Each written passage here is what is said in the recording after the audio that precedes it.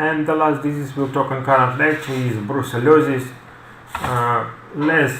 Little less dangerous disease, but still belong to zoonotic and can be suspected as a potential agent of biological warfare.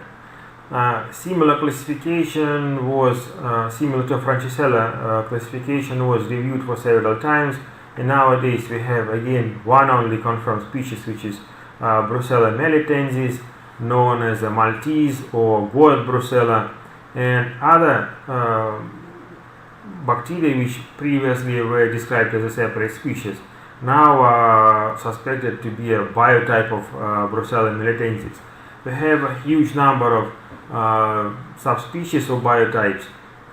Most frequent, most popular Brucella abortus or bovis, Brucella suis, Brucella canis. As you can see, names of those biotypes are given initially by animal that bacteria was identified first.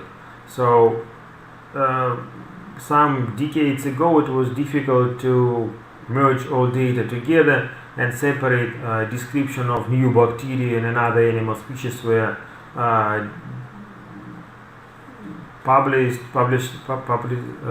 publicated, and they were initially reported as a new species of bacteria. And nowadays, due to genetic rearrangement of classification, it is confirmed that actually it is the same species but adapted to specific host. And some biological properties are different, but in general, bacteria is still the same. And all previous species are now reclassified into biotype, means that it is single species but with some slightly modified biological properties. So as you can see in the center of the slide, microscope view, bacteria similar to Francisella is very small, looking like a coccus or Coccobacilli gram-negative, and again it is fastidious and in culture media is growing very slowly and poorly. Bacteria is non-motile, have no capsule, and again have obligate aerobic type of respiration, cannot produce spores. Usually in slide it is single or maybe arranged in small short chains. Again, some similarity with Francisella bacteria is known as a facultative intracellular parasite, means that if you will take a clinical sample, usually bacteria is hiding in our cells or it is located in our human or animal cells.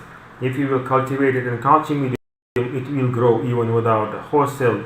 It's possible to cultivate Brucella in agar, but growth is slow and complex requirements are needed for that bacteria. Bacteria as well is highly contagious. Few microbial cells are required to induce disease. That microbe can penetrate even through intact human cells. And again, we'll talk about modes of transmission according to tissue, skin, or some GIT. Bacteria can invade through skin or mucus of different organs, and even injury is not required. In biological practice, bacteria belong to third level of biosafety requirements, and again, not every laboratory can grow that cultivated bacteria. Specific governmental and requirement is required. Specific governmental permission is required to cultivate that bacteria in culture. Cultural requirement are similar. Usually we use in blood agar to identify bacteria. For Brucella we have specific TSA agar or tryptic soy agar, but again 2 to 5 days are needed to obtain some visible growth. Colonies are usually small, white to creamy in color, but they are more looking like a bacterial growth. Colony are more classic appearance than Francisella. If you will take a look in colony, usually they are translucent, glistering surface and undefined margins. Again, bacteria is very fastidious and complex requirements are needed for that microbe. So identification by biochemical properties are not used, because even if bacteria will use some carbohydrates, several days are required to identify results, and main number of routinely used sugars are utilized without any acid or gas production, or they are produced in so small amounts so it's not possible to detect with our routine indicators. In rare cases, H2S production can be identified, but again, culture medium containing indicators for H2S production are not suitable for growing of Brucella, and some indicator paper or other reagents can be used to identify production of H2S, but it is difficult because it is gas and easy disappearing in some plate cultures medium. If you talk about disease brucellosis, very wide range of animals. Again, we have several a lot of animals bacteria can be obtained from, and actually almost any animal can act as a reservoir of one or another biotype of Brucella melitensis. Similar to tularemia, disease can be transmitted by multiple ways. It can be direct contact with animal or animal tissues, especially excretions as a feces or urine. In villages, very often milk products or milk itself acting as the source of infection, and way of transmission is elementary by ingestion of that food product. Again, if it is domestic animal, then fur can act as the source of bacteria. Usually dust produced from that wool can contain microbial cells, and rarely disease can be transmitted by blood-sucking insects such as ticks, and vector-borne way of transmission is possible as well. But most frequently, disease is transmitted by direct contact with animal fur or through milk. Pathogenesis is similar. Bacteria can survive within phagocyte, but bacteria have no capsule. It cannot resist activity of enzymes, but it have factors to block formation of oxygen radicals, to block activity of main mechanism of killing of our macrophages. With the help of macrophages, bacteria is delivered over the body, usually by lymphatic system. It can spread to liver and spleen first of all, then can be delivered to bone marrow, and in tissues, usually disease in histological studies presented by granuloma formation in affected organ. After phagocyte is dying, bacteria is released in environmental tissues and in much larger amount than it was engulfed. And again, surrounding macrophages and other phagocytic cells will engulf that bacteria, and in that way disease usually acute and recurrence. So while bacteria is hiding intracellular, subject have no symptoms. When bacteria is released, delivered into the bloodstream or released in some organs, symptoms of common infection or some precise organ will appear, until all other cells will not be phagocyted by other macrophages, and then symptoms are disappearing. So we have two main types of disease, acute and chronic. In the case of acute brucellosis, symptoms usually observed within the first 6 months of the disease.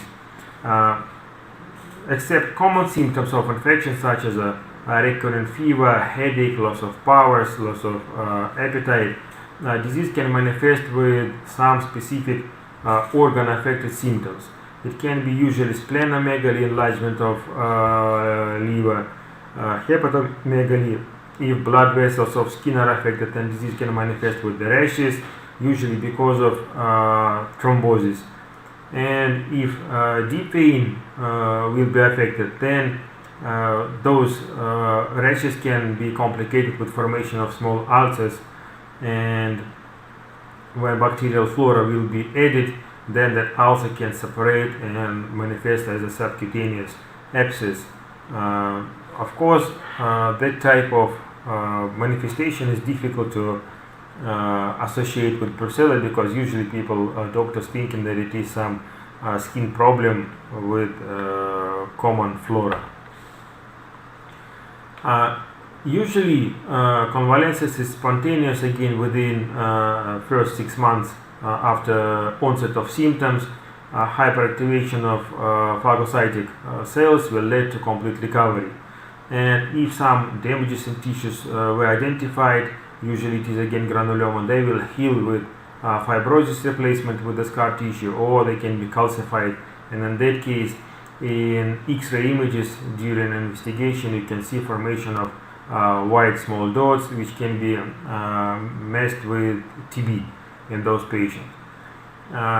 About 40 to 80% of all cases, especially without proper management or without any therapy, can be transformed to chronic symptoms. Chronic form is observed for years and sometimes even for decades. Again, disease have poor prognosis because mortality rate is extremely low, but severe deformations, especially of bones, can be observed, and usually those people will come to doctor because of some problem with joints or bones. In next slides I will show you those pictures, but usually again disease manifests with severe arthritis or spondylitis, and rarely endocarditis was described as the complication of that chronic brucellosis. Again, sometimes disease cannot manifest at all except those recurrent episodes of fever, and in that case fever is rising for a day or in some time period of the day, then disappearing for again some days, then appear, disappear, and subject will come to doctor because today I'm feeling good, tomorrow I cannot work because I have all common symptoms of fever. And of course disease is extremely difficult to identify, to diagnose, because symptoms are not specific, which is common symptoms of some transit infection, and of course difficult to identify pathogen by history because a lot of people have contact with some type of animal, and disease actually can be transmitted from any type of animal. Treatment required for the disease is very complex. It consists of multiple antibiotics for prolonged duration if required, and we have the same types of prevention of the disease, specific and non-specific. Of course, first of all, we should care about health of animals. We have even dogs and cats, they should be checked, or if required, if you are living in endemic area, then they should be vaccinated against the disease. Of course, if you're not sure in the quality of food products, if it is some milk or meat from unknown sources, it's better to pasteurize or to cook properly. If it is your own animal and you're sure that that animal is healthy, then maybe it is fine. And of course, common hygiene measures, because again, bacteria can invade through even intact skin. So if you need to take care of animal, it's better to use some protective clothes, wear gloves if required, glasses, especially if it is some huge animal, big animal, you need to wash it, or some other dust or drops of water can get into the eyes and you can become infected. So common prevention is essential. And of course, vaccination of animals is the main measure to prevent disease. So main number of reported cases are located in Central Asia, Mediterranean and Middle East regions. Some cases in South America are common as well, because of poor vaccination of animal mainly. Similar to all previous diseases, we have two main types of immunobiological preparations. First of all, it is brucellin, which again is a mixture of heated cells of bacteria used to perform allergic skin tests. Disease is chronic and it's not again very dangerous, so we'll have enough time to evaluate immunity, and even after a month of the disease, the test can be very useful for identification of bacteria in human body. And we have Brucella diagnosticum, which is a formalin-killed cells of Brucella melitensis, and it is used for agglutination test with patient serum. In medical practice, it is known as a Wright's test, but actually again it is a common slight agglutination technique required to identify antibodies in patient serum. It is very useful, especially in chronic cases when symptoms and other tests can show you no bacteria in subject blood or in subject tissues. it's essential to identify antibody or immune response, and the test is required Brucella diagnosticum. And for passive immunization, we have that Brucella gamma globulin. It is used for treatment of chronic cases or to prevent relapses during antimicrobial therapy, because even treatment with antibiotics will still induce death of bacteria and toxin, and dead cells will be released in the bloodstream, and relapses are possible and other symptoms are possible. So to inhibit bacteria more sufficiently, you can use that Brucella gamma globulin. It is shown in it's not shown here, sorry. So on the left part of the slide you have that blue tubes. It is brucellin for diagnosis in vitro, and in the right part of the slide it is a brucellin, which is used for allergic skin test, and the left part in blue tubes it is Brucella diagnosticum for action of agglutination. So it is liquid test tubes are shown here. As we said, we have huge number of different animal vaccines. Vaccines usually contain biotype of Brucella melitensis required or more often identified in that precise species. So we have Brucella melitensis for goats, and even vaccine is shown, some vaccine for sheep, vaccine for goat, and we have Brucella abortus for cows, and you see that in lowest part it is a cow, on the slide it is a cow, and in the right part with the orange test tube it is a vaccine for cows. And of course vaccination of animals is easier and more effective way to prevent disease in human. But anyway, we have humans which are in high risk to have a contact with animals, wild or maybe unknown vaccination history, veterinary doctor, or again hunting person. We have a specific group of risk as a laboratory worker, and even some specialists who are working with wild nature, forest keepers or livestock specialists who need to have a contact with animals in wild conditions. And of course they should be vaccinated as the main group of risk. To induce immunity in human, about a month is required, so it's better to perform vaccination as minimum 4 weeks before the possible contact. Vaccine is more difficult in vaccination schedule. We have two main types of vaccination: subcutaneous or application on skin. If it is skin application, then 2 drops of vaccine is required to apply on the skin. For subcutaneous injection, we have 0.5 mils. And booster vaccination is half of the dose every year. If risk is still present, means 1 drop on skin or 0.25 mils for subcutaneous injection. And usually immunity is not so long as in Brucella vaccine, but still sufficient to prevent disease. We said already during discussion of Shigella that we have a specific type of vaccine which is known as a therapy vaccine. So actually in your program we have 2 types of therapy vaccine. It is Shigella therapy vaccine and Brucella therapy vaccine. Similar to Shigella, the main idea that in chronic case of brucellosis, activity or strength of immune response is not sufficient to remove bacteria because microbial load is very low. So in that case we can inject killed cells of Brucella melitensis, and usually vaccine contain 3 biotypes: Brucella melitensis, Brucella abortus, and bovis. Injection should be systemic, means intramuscular, intravenously, and main idea is to activate immunity, overall immune response. And when dead cells are invaded systemically, especially if it is IV injection, of course overall immune system will react, cells will be hyperactivated, and they themselves will identify, find and kill alive Brucella cells in affected organs and tissues. So usually that vaccine is used for treatment of only chronic cases of brucellosis. And as I said, several pictures for you to show what is brucellosis, how it's manifesting.